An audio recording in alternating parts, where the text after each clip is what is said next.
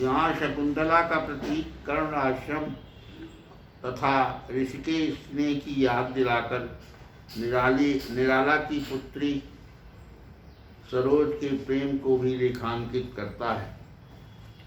निराला भी कबीर की भांति वाणी के डिक्टेटर कहे जाते हैं। उनमें भावानुरूप तथा प्रसंग अनुकूल भाषा का प्रयोग करने की अद्भुत क्षमता है। कोमल प्रसंगों के वर्णन की भाषा ओजपूर्ण प्रसंगों के वर्णन की भाषा से बिल्कुल अलग है और सरल प्रसाद गुण संपन्न भाषा का प्रयोग भी कम आकर्षक नहीं है। महाप्राण ध्वनियों एवं संयुक्त अक्षरों का एक उदाहरण प्रस्तुत है। देखें वे हंसते हुए प्रवर, जो रहे देखते सदा समर, एक साथ जब शतघात घूर्ण, आते थे मुझ पर तूल चूर्ण, देखता रहा मैं खड़ा अपल, वह शरक्षेप वह रण कौशल। प्रसाद गुण संपन्न भाषा का एक स्थल प्रस्तुत है। धन्य मैं पिता निरर्थक था, कुछ भी तेरे हित न कर सका, खाई भाई की मार विकल, रोई उत्पल दल दृग छल छल, चुपकारा फिर उसने निहार, फिर गंगा तट सैकद बिहार। भाषा के अंतर्गत समासों के प्रयोग द्वारा यदि संक्षेप में बहुत कुछ कहा गया है तो संधियों के प्रयोग से भाषा में नाद सौंदर्य की सृष्टि की गई है। जीवन सिंधु तरण, पूर्ण आलोक वर्ण, ज्योति शरण तरण समस्त पदावली के उदाहरण हैं। जो तो चीत्कारोत्कल शब्द की ध्वनियाँ ही निराला के हृदय से फूटी चीख को ध्वनित करती हैं। खिल खिल खिल, थर थर थर थर ध्वन्यार्थ व्यंजक शब्दों के उदाहरण भी हैं। इसी प्रकार बहुत कुछ को थोड़े में व्यक्त करने का शब्द लाघव उनके भाषाधिकार का परिचायक है। आपकी काव्य भाषा में प्रायः संस्कृत तत्सम शब्दावली का ही प्रयोग हुआ है। प्रतीत होता है कि वह बिना आयाम के ही जल की निर्वात धारा के समान उनकी लेखनी से अपने आप निकलती चलती है।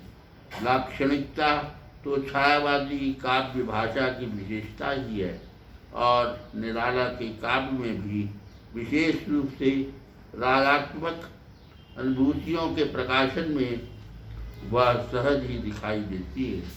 मेरे वसंत की प्रथम गीति, उर्मे भर झूली छवि सुंदर, तू खुली एक उच्छ्वास संग, ऐसे ही लाक्षणिक प्रयोग निराला ने किए हैं। छायावादी काव्य में मुहावरों और लोकोक्तियों का प्रयोग बहुत कम हुआ है, परंतु निराला शुरू से ही जन सामान्य से जुड़े थे, अतः उन्होंने सरोज स्मृति में भी मुहावरों और लोकोक्तियों का प्रयोग किया है। पत्तल में खाकर खेल करें, ना घास नोचना, आकाश ताकना, विषम वेद में विष फलना, उधार खाए के मुख वज्रपात होना आदि।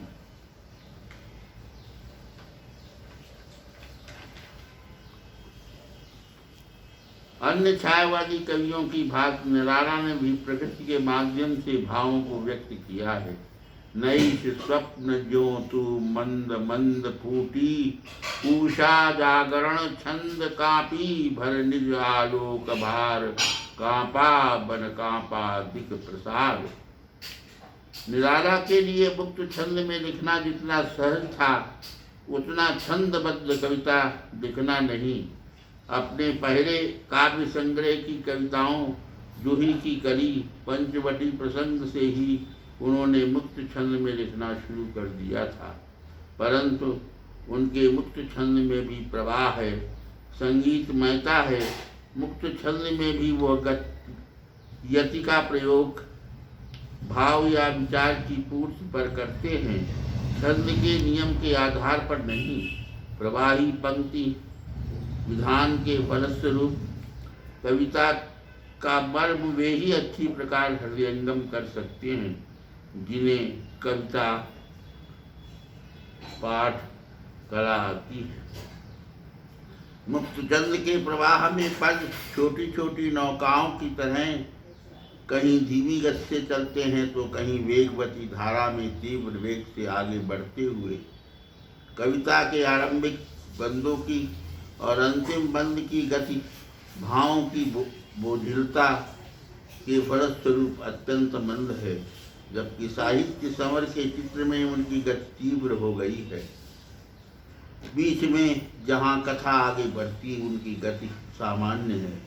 इस प्रकार भावों के आरोह अवरोह के साथ भाषा एवं छंद की गति में परिवर्तन सरोज स्मृत के काव्य शिल्प को और अधिक मोहक बना देता है। व्यंग्य, विनोद, सामाजिक और साहित्यिक क्षेत्र में विसंगतियों का बीभत्स चित्रण देखकर लगता है कि प्रगतिशील कविताएं लिखने से बहुत पूर्व उसके संस्कार उनके मन में विद्यमान थे। अतः इस कविता में एक साथ छायावादी और प्रगतिशील शैलियों का सम्मिश्रण पाया जाता है, जिन्हें आचार्यगण प्रगतिवादी शैली भी कहते हैं, जिससे वह उत्तम कविता कही जाने की अधिकारिणी बन गई है।